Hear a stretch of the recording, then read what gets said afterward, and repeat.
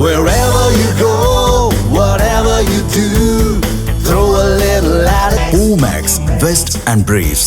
தீபாவளினா பளிச்சுன்னு ஞாபகத்துக்கு வர்றது பட்டு, பட்டாசு, பலகாரம். பலகாரம்னா ஞாபகத்துக்கு வர்றது மந்த்ரா கடலை எண்ணெய். அபார ருசி, ஆரோக்கியமான உடல் நலம். தீபாவளி அன்னைக்கு மட்டும் இல்ல, என்னைக்குமே கிச்சன்ல இருக்க வேண்டியது மந்த்ரா கடலை எண்ணெய் தான்.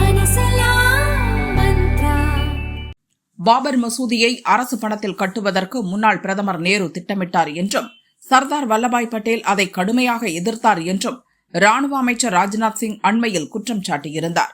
காங்கிரஸ் அதற்கு கடும் எதிர்ப்பு தெரிவித்தது. இதனால் நேரு விஷயத்தில் காங்கிரஸ், பாரதிய ஜனதா இடையே தொடர்ந்து கருத்து மோதல்கள் இருந்து வருகின்றன.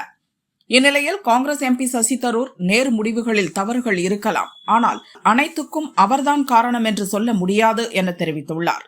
திருவனந்தபுரத்தில் கேரள சட்டசபை சார்பில் நடத்தப்படும் சர்வதேச புத்தக திருவிழாவில் காங்கிரஸ் எம்பி சசி தரூர் கலந்து கொண்டார். அப்போது அவர் பேசியதாவது: நான் நேருவின் தீவிர ரசிகன், ஆனால் விமர்சனமில்லாத ரசிகன் கிடையாது. அவருடைய மனம் மற்றும் கண்ணோட்டத்தை மிகவும் விரும்புகிறேன். அவர் மீது எனக்கு ஆழ்ந்த மரியாதை உண்டு. இருப்பினும் அவருடைய அனைத்து நம்பிக்கைகள், கொள்கைகளை 100% ஆதரிக்க முடியாது. அவர் செய்த செயல்களில் பெரிதும் பாராட்டுக்கு உரியன பல இருக்கின்றன. மிக முக்கியமாக இந்தியாவில் ஜனநாயகத்தை உறுதியாக நிறுவியவர் நேருதான்.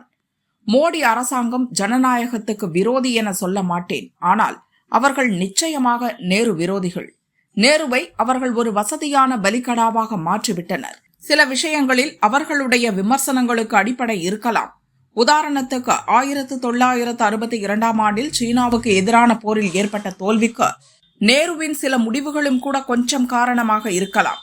நேருவின் தவறுகளை ஒப்புக்கொள்வது அவசியம் என்றாலும் நாட்டின் அனைத்து பிரச்சனைகளுக்கும் அவரை மட்டுமே குறை சொல்வது நியாயமற்றது என சசி தரூர் கூறினார்.